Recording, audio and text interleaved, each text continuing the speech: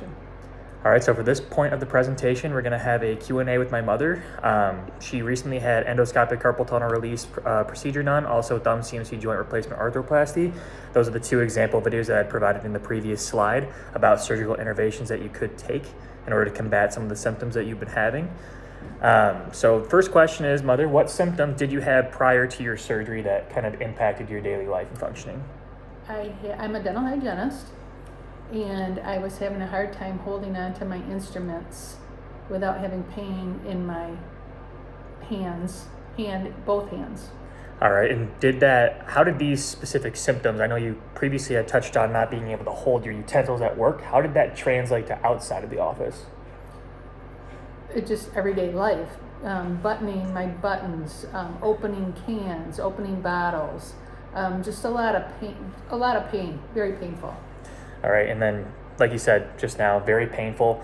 I guess at what point in your career did you start having these symptoms? If you could just give us a rough estimate for a time frame. And when it came to this pain, was it more of a gradual thing, or did you notice, specifically later in your career that some of these pain symptoms started to arise? I've been having pain in my hands for the last couple years, kind of achy, soreness, and it kind of gradually got worse. And I could notice at nighttime. I guess when it started to get worse, I noticed more at work, the grasping of the tools and trying to effectively do my job. Even to take x-rays were hard to even maneuver x-rays. But then I also started noticing pain at nighttime, tingling and pain in my hands that affected kind of sleeping. So I would say it's been going on for a couple years, and it's just gradually got worse. And previously in the project, a couple slides ago, we had mentioned some occupations that are more at risk for these specific type of symptoms and that may qualify for these specific procedures. Dental hygienists, dentists being one of the primary ones.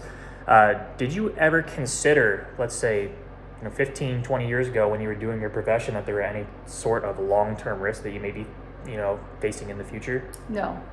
And then based upon, the symptoms that you had, would you say that doing everything that you can in your profession and kind of preventing that like deterioration of your bones and joints is important to keep track of for people that were in your same position occupation-wise? Absolutely. I have been doing this for 36 years. And at the time when I first started, for years, I did not use like ultrasonic hand scalers. It was just all hand instruments, tools. Now the upcoming girls and guys are using more ultrasonic scaling is being included more in their training, and I think that's going to help long term. All right. And we know that success is kind of a subjective view. It really depends, from person to person. And what I mean by success, what do you categorize in your stages of recovery now? You've had the procedure done. We know we've had some prior history and injury of inflammation, bad bruising. You've had some inability to sleep at night and just kind of difficulty navigating daily life with some of these symptoms that may be arriving. In terms of your recovery, what would you describe as an overall success that someone that may be going through these future procedures and have these specific things done, that they can essentially kind of create some short-term and long-term goals to gain back normal functionality? So that could be something as simple as, well, today I don't have as much pain, I have some more range of motion, and included with that could be, well, I can open up a water bottle on my own, I can brush my hair, I can button up my shirt, I can, put in my earrings. How would you say with your recovery do you measure success specifically to your situation? Wow, that's a good question. I'm 8 weeks post-surgery, and actually I'm very, it's been very rough. I guess I'm getting a little bit more mobility, but it is a very slow go.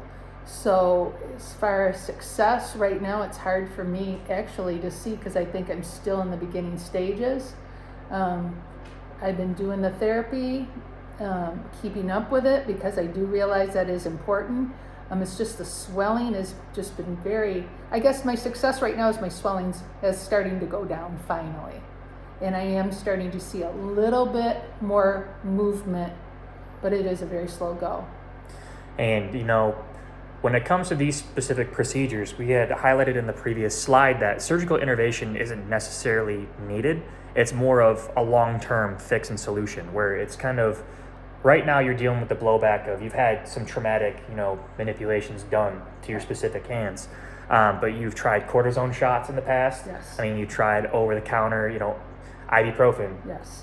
Like you've tried icing, heating, elevation. Yes. And none of those symptoms, none of those non-surgical interventions have worked. Correct. And that had kind of led you to getting that surgical intervention, long term.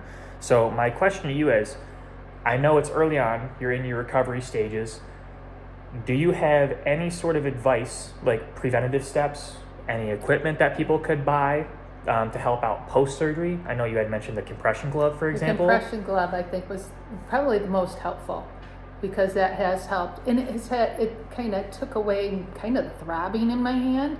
Once I could get it on, it did provide a little bit relief, and has helped in reducing the inflammation. Yes.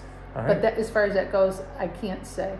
Yeah. So, I mean, the whole objective portion of this Q&A is just to give people that may be in your similar situation insight into what they may, go under. For people that have had long-term use of their hands, musicians, carpenters, where they have the blowback from using their tools, doctors, dental hygienists, various occupations where people don't think that long-term they are susceptible to,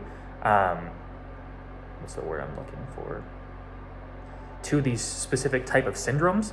So do you have any other final advice that you would necessarily give to somebody if they are preparing to be in your shoes right now and they're going to go through with the surgical interventions? Don't do it. I guess, no, I guess it's individual. I did have a friend that went through it. She was very honest and blunt and said, the first year is awful. And I thought, well, I'm strong, I'm tough, I can get through this. It's not easy, it's not fun. It is. I hope that, I guess if someone were to ask me my opinion, I would say make sure this is your very last straw.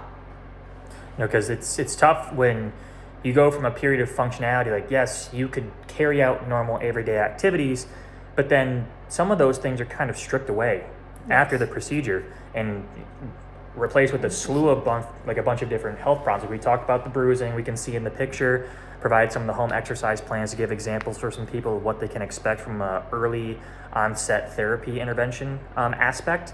But I think the key thing, just to wrap up this final portion of the video, is, I highlighted it in a previous slide, but as a future physical therapist, you need to take care of your body while you can, before it's too late. Like you said, there was it was more hands-on, not using specific tools to kind of help negate some of the pains or some of the long-term damage that you were causing on your body that you maybe didn't even know that you were doing at the time. Probably. So my advice, you don't obviously want to have to go down the surgery route if you don't want to. We already kind of discussed some of the pros and cons in the previous slide, but just take care of your body while you can, because something along the lines of osteoarthritis, arthritis, it just doesn't go away. There's no long-term cure, with the exception of surgical intervention if it's possible. So just be aware of your body mechanics and take care of yourself while you can long-term. Yes. Thanks. Thank you.